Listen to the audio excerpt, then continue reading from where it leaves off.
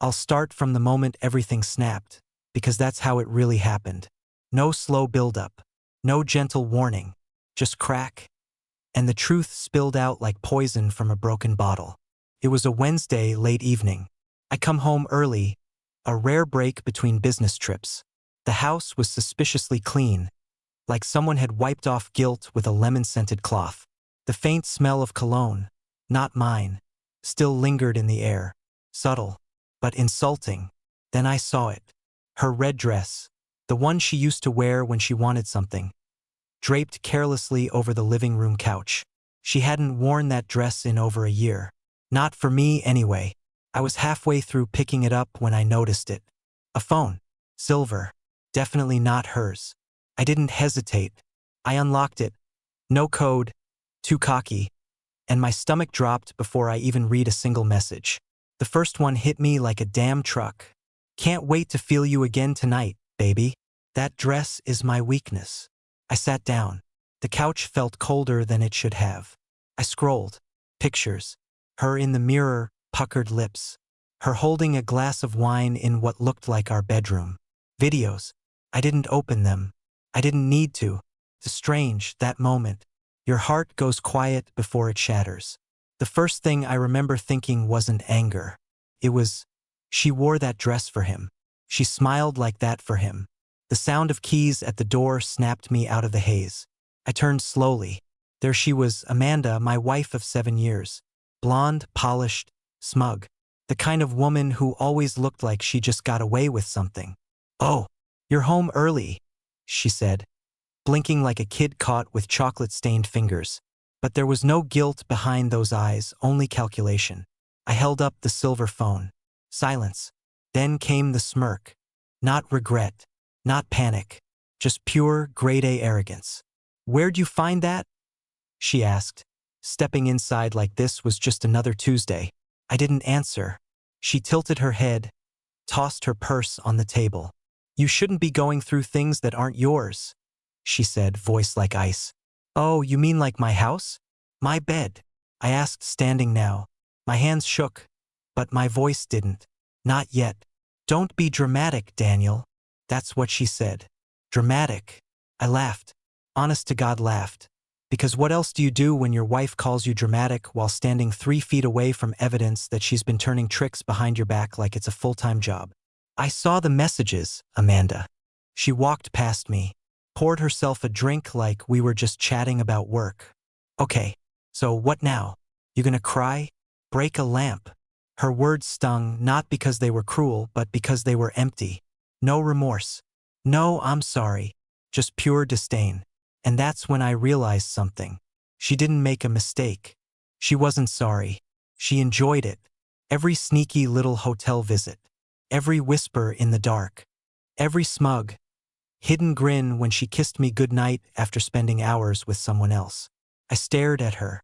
This woman I'd buried my soul in.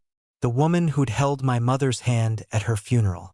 And now, here she was, sipping vodka, one leg crossed over the other, scrolling on her phone like none of this mattered.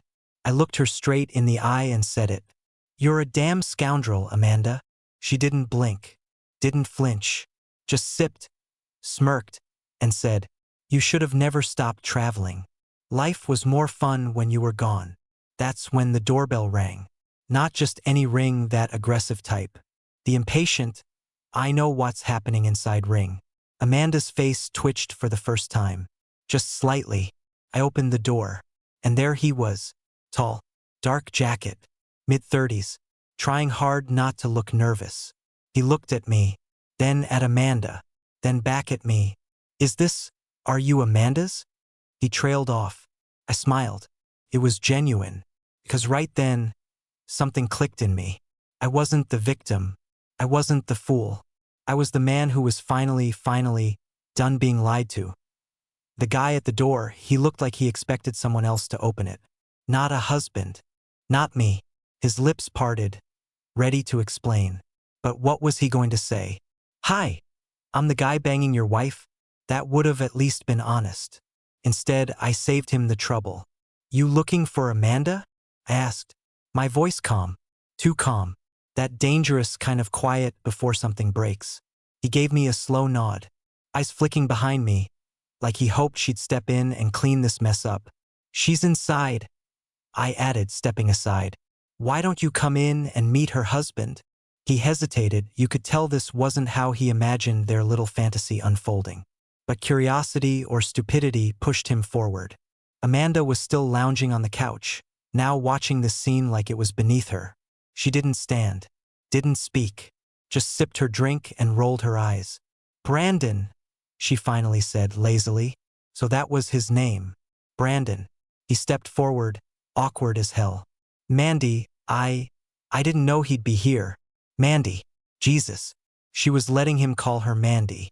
I didn't know whether to laugh or punch a hole in the wall. You two met recently? I asked him, still pretending this was a civil affair. Brandon looked at Amanda, then back at me. A few months ago, we met at a gym. I didn't know she was married, man. She said she was widowed. I interrupted. He blinked. Yeah, exactly. Amanda finally stood now, fixing her hair like she was preparing for a photo. Can we all stop playing the victim here? This is embarrassing. Victim. I nearly choked. You told him I was dead? I asked. The words didn't even sound real leaving my mouth. Amanda didn't flinch. Technically, I said I used to be married. He just assumed you were gone. And you didn't correct him? She shrugged. What difference does it make? Brandon looked uncomfortable now. Mandy, this is, I thought. Amanda snapped. Oh, please, Brandon. Don't act like some innocent puppy. You got what you wanted. And that's when it hit me. This wasn't some mistake. This was a carefully orchestrated performance. She wanted me gone. Not just out of the house, out of the picture. And then, like God had a cruel sense of timing, my phone buzzed. A message from my late wife's sister. When I became a widower, I read out loud slowly, letting the words cut. I didn't mention the pension my wife left me or our second home in Spain. A week later, my wife's sister and brothers sent me a message with clear instructions. Start packing. The house has been sold. I smiled. I had already packed. But they weren't I stopped. Let it hang in the air like smoke after a fire. Amanda blinked. For the first time, she looked uneasy, because she knew exactly what that message meant. I turned to Brandon. Congratulations, I said. You just walked into a whole new level of hell. Hope she's worth it. He didn't answer. Amanda crossed her arms. You think you're some saint now, Danny? You were never home. You think I was just going to sit around waiting for you to drop by every second month like a ghost? I nodded slowly. So you lied, slept around, staged your own husband's funeral in your head just to get attention from strangers. She laughed. A cold, sarcastic laugh. No, sweetheart. I got what I wanted. And now that you know, maybe you can finally stop pretending we were ever in love. And just like that, the final nail hit the coffin. This wasn't heartbreak. It was liberation. After Brandon stormed out, humiliated, confused, still tucking in his shirt, Amanda didn't even look out the window to watch him leave. She just walked into the kitchen like we'd argued over dinner plans. The woman had ice in her blood. No conscience. No pause button. I stood there, frozen. Not with sadness anymore, that left hours ago. Now it was calculation. I wasn't thinking about love or betrayal anymore. I was thinking about what came next. And that's when I remembered the safe. It was a little wall-mounted thing in the back of our closet. She always said she kept sentimental stuff in there. Old photos, maybe a few documents from her mom. I never touched it. I trusted her. But now, trust was a joke with a bitter punchline. I waited until she went upstairs for a shower. That was her move. Storm, deny, insult. Then rinse off the guilt like perfume off her skin. I walked into the closet, pulled away the clothes. The safe sat there like it had for years, silent and secretive. For digits. Only 4. Her birthday didn't work. Neither did our anniversary. Then I tried Brandon's name. 2-6-1-4. Their gym membership number. She had it saved in her phone. Click. The safe popped open. And what I found wasn't sentimental at all. A stack of envelopes. bundles of cash, and 2 passports, one with her photo, the other with a name I didn't recognize. Her face, but under a different identity, Melissa Ray. There was a printout inside. An itinerary. One-way ticket to Valencia, Spain. Flight leaving this Sunday. And just like that, the final curtain lifted. Amanda wasn't just cheating. She was leaving, running, and she was doing it with my money. I sat on the edge of the bed and just stared at the passport in my hands. So this was it. The woman I married, who once cried when I gave her a necklace shaped like a compass because she said, "Wherever you are, that's my home." That woman, she never existed. This new Amanda, the one who made up a dead husband and created a fake identity, was the real version. She had just been playing her part. And I was the idiot in the audience clapping. The water stopped upstairs. Her shadow moved past the hallway light. She was humming now. She did that when she thought she'd won. I stood and put everything back except one thing, the passport, that I tucked into my jacket. Because this time I wasn't going to confront her with emotion. I was going to fight back with facts. Downstairs, she came into the room in a silk robe, toweling her hair like she was in some damn shampoo commercial. She stopped when she saw me standing by the door. "What now?" she asked, annoyed. "You look like someone kicked your dog." I reached into my coat pocket and tossed the passport at her feet. It slid across the hardwood and stopped right next to her toes. She didn't flinch, didn't blink. "You weren't even going to say goodbye?" I asked. "Just vanish with my money and a new name?" She leaned against the wall and smiled. "I was going to text." That was it. That was her answer. I nodded slowly. "So that's how it ends? 7 years down the drain for a text and a one-way flight." She tilted her head. "Oh please, Daniel. We ended years ago. You just refused to notice." I wanted to scream. I wanted to throw something. Anything. But instead I laughed. A long, tired laugh. "You know what? You're right," I said. "It did end. Just not the way you think. Because now I had her passport. Now I knew everything. She was going to run. But I was already ahead of her. I didn't sleep that night. Amanda did, like a snake coiled in silk sheets. Not a twitch of guilt on her face. She fell asleep before midnight, snoring faintly, while I sat in the kitchen with a glass of bourbon and her fake passport on the table. Melissa Ray. Who the hell was Melissa Ray? I stared at her alternate identity. Same photo, same eyes, those cold, manipulative eyes, but a new name, a different city of birth, even a fake visa stamp. It looked real. Not the cheap kind you get in back alleys. This was professional. I had no idea how deep this went, but I knew one thing. Amanda wasn't just cheating on me. She was preparing to disappear, erase herself, start over. And if I hadn't come home early, I probably would have come home to an empty house and a message that said, "Sorry, but I had to do what's right for me." At 5 a.m., I made my move.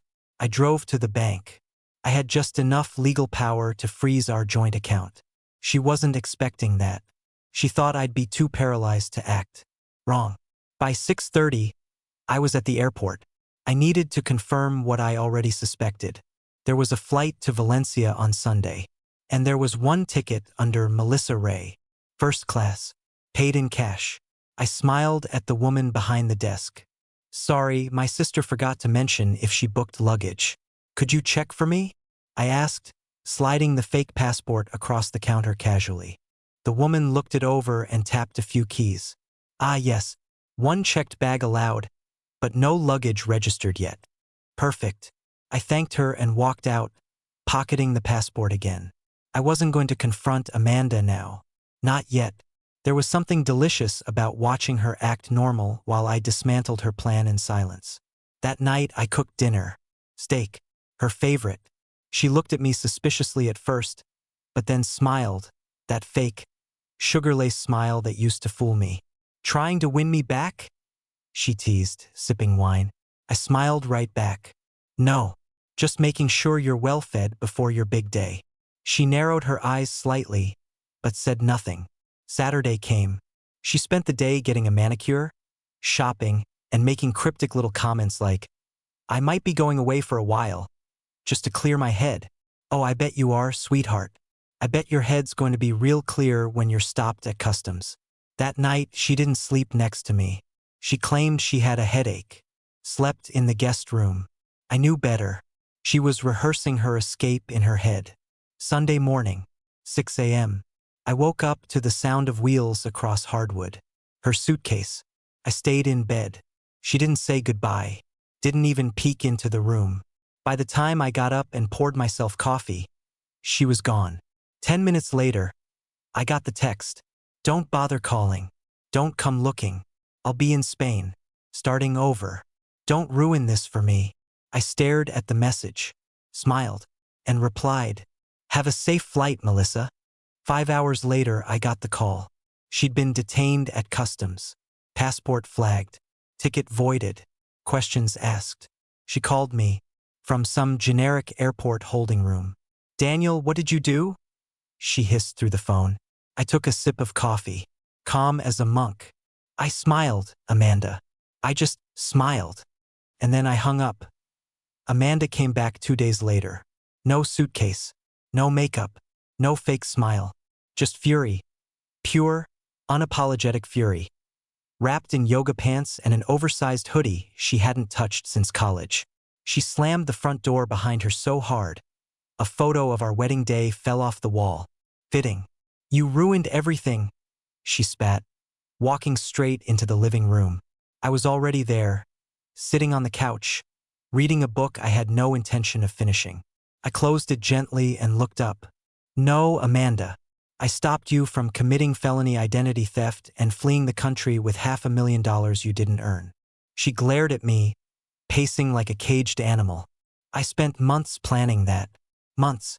You had no right to touch that passport. I raised an eyebrow. You mean the fake passport with your fake name and fake life attached to it? You're right. I should have sent it straight to Homeland Security instead of playing nice. She stopped pacing. What do you want from me? Blood? An apology? You think I regret it? No, I said, leaning forward. I know you don't. And that was the sickest part. She didn't feel shame. She felt interruption. Like I'd canceled her vacation. You were never going to find out, she muttered. I would have been out of here clean. You'd get the house, the cars, the life you love. I wasn't even going to fight for anything. That's not how this works, I said. You don't get to be a storm and walk away dry. She looked at me expressionless. And for a moment, I saw something behind her eyes. Not regret, resentment, not because she hurt me, but because I didn't let her finish the job. So I made a decision. I made a reservation, I said. Tonight, at King and Willow's. You remember that place, right? Her eyes narrowed. You're taking me out? After all this? Think of it as a goodbye dinner, I said. One last decent meal before we start throwing legal knives at each other. She crossed her arms. And why would I go? I smiled. Because I already emailed the photos of your fake passport and Brandon's messages to my lawyer. You show up, we part peacefully. You don't show. I let the courts see what I've got. Her jaw clenched, but she agreed. That night, she showed up dressed to kill. Literally. Black dress, blood-red lipstick, heels like knives. The woman looked like she was walking into a courtroom drama instead of a steakhouse. And honestly, it fit. We sat at a quiet table. I ordered a scotch. She got wine. We didn't speak for 10 full minutes. Then she finally said, You always did love pretending everything was fine in public. And you always loved pretending you were someone else, I replied. Her eyes locked onto mine. I'm not sorry. I know. I never loved you the way you loved me. Yeah, I said. I finally figured that out around the time you faked my funeral to hook up with a guy named Brandon. She didn't even flinch. The waiter brought food. Neither of us touched it. We just stared, two actors at the final scene. I'll sign whatever you want, she said suddenly. Just don't drag this through the courts. I leaned back. I already had the papers drawn up. You get nothing but your clothes and your name back.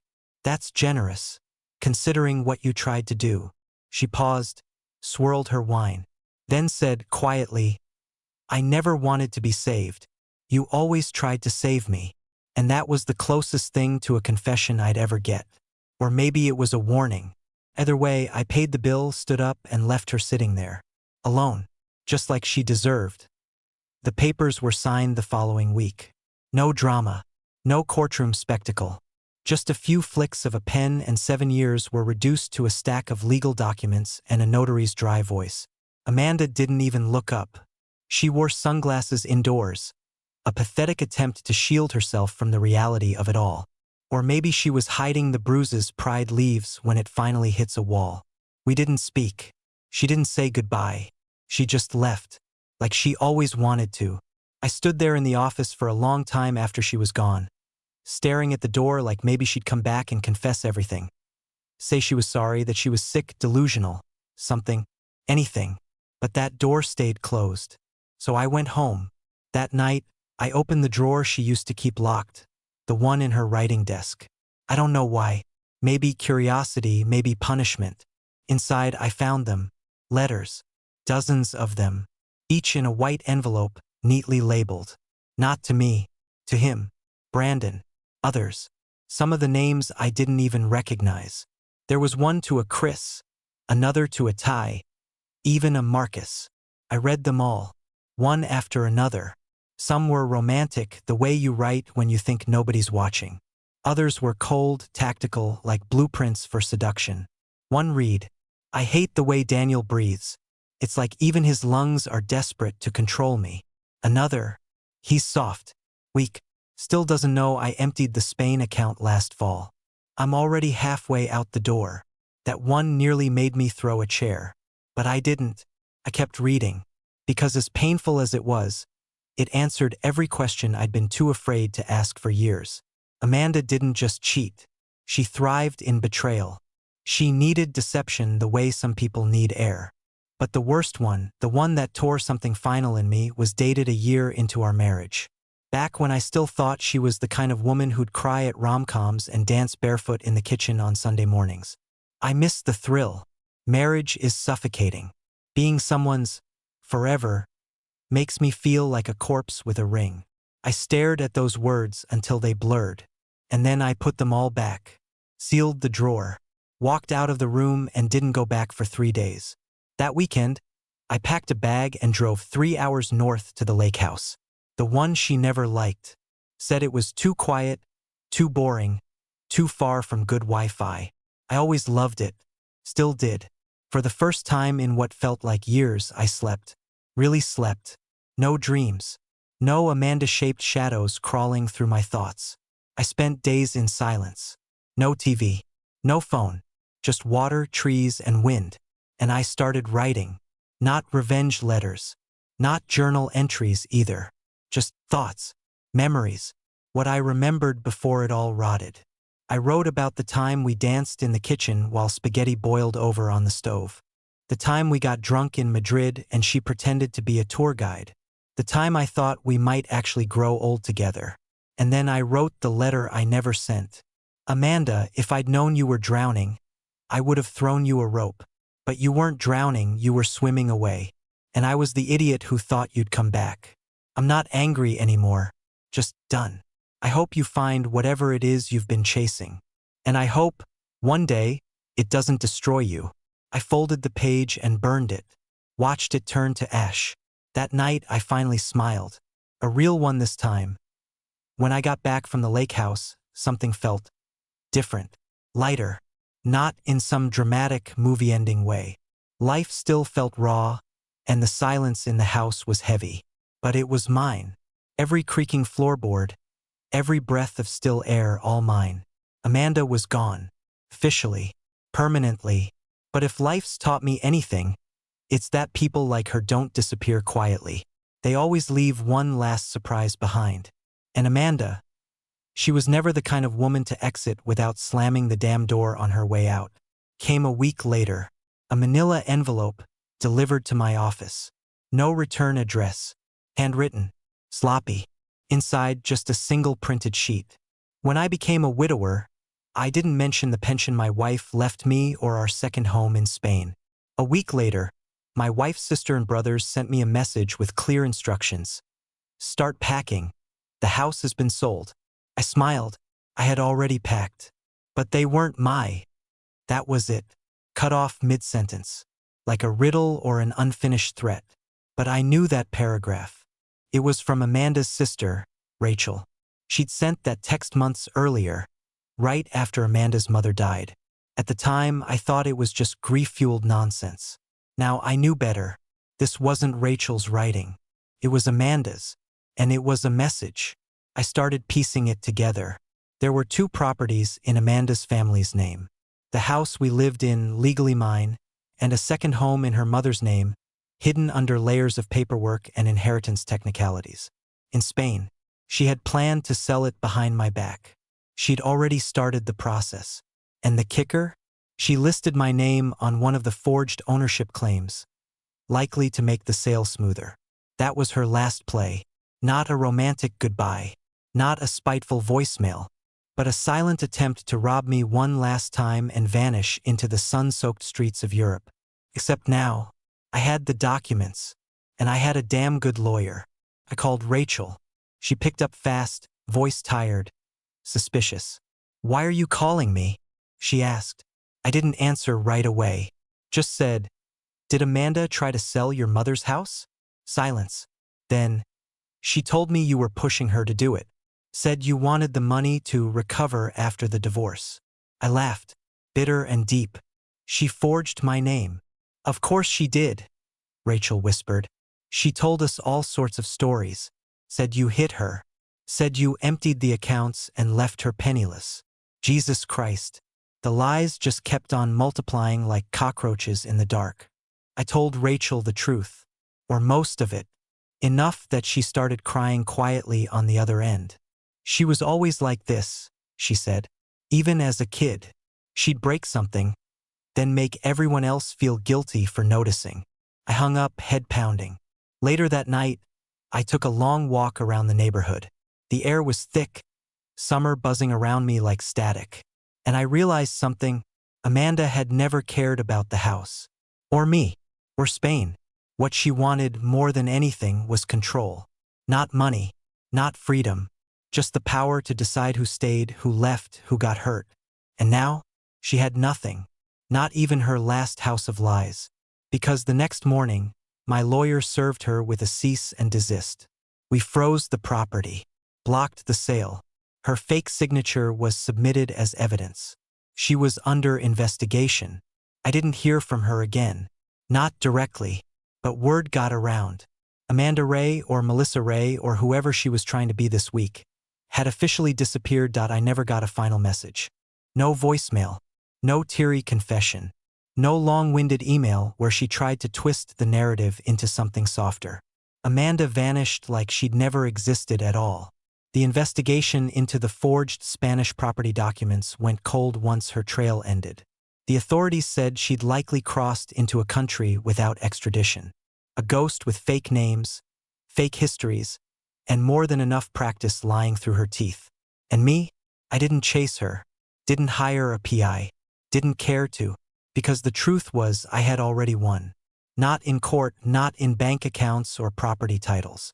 But in clarity. In finally seeing her for who she really was. I spent the next few months slowly reclaiming my life. Got rid of the couch where we'd sat through hundreds of fake dinners. Repainted the bedroom she once seduced strangers in. Tore up the carpet she walked barefoot on while texting Brandon, Marcus, and whatever other poor idiots had bought the fantasy she sold them. It wasn't about revenge anymore. It was about purification. I even started laughing again. Really laughing. The kind that starts in your chest and makes you forget the last few years had been a circus hosted by a sociopath. Then, one morning, while clearing out a final drawer in the study, I found something that made me stop. It was a photo. Not digital. An actual printed one, rare for Amanda. We were in Greece. Smiling. I was tanned and sunburned. She was wearing that white sundress I used to love. Her hand was on my chest. Mine was around her waist. We looked happy. I almost threw it away. Almost. But something in me paused. I sat down and stared at it for a long time, trying to remember if I had really been that naive, or if just maybe, for one brief moment, she had been almost human. Then I wrote this. Not for her. Not for revenge. But for anyone who's ever felt the knife twist slowly while still convincing themselves it's a massage. If you're reading this, here's what I've learned. 1. Betrayal doesn't always wear horns and a red cape. Sometimes it looks like the woman who kisses you before work. Sometimes it smells like her perfume on your pillow, can hold your hand while stabbing your back. 2. Trust is earned, not begged for. I gave Amanda the benefit of the doubt 100 times too many. I confused loyalty with blindness. That's on me. Never again. 3. If they lie once and get away with it, they'll do it better the second time. Amanda's lies were rehearsed. She layered them, polished them. By the end, she believed them. I think she truly convinced herself I was the villain. 4. Love is not supposed to feel like anxiety. If you're checking their phone in secret, rereading text messages for clues, or feeling physically ill when they smile at someone else, that's not love. That's survival. And you shouldn't have to survive your relationship. 5. The best revenge is peace. She wanted chaos, bitterness, maybe even a public breakdown. She got silence. She got the door closed. She got forgotten. So no, I don't miss Amanda. I don't wonder where she is. I don't hope she's okay. But I do hope one day she looks in a mirror, whatever country she's hiding in, and realizes that every lie she told me was just another brick in the prison she built for herself. And I'm free.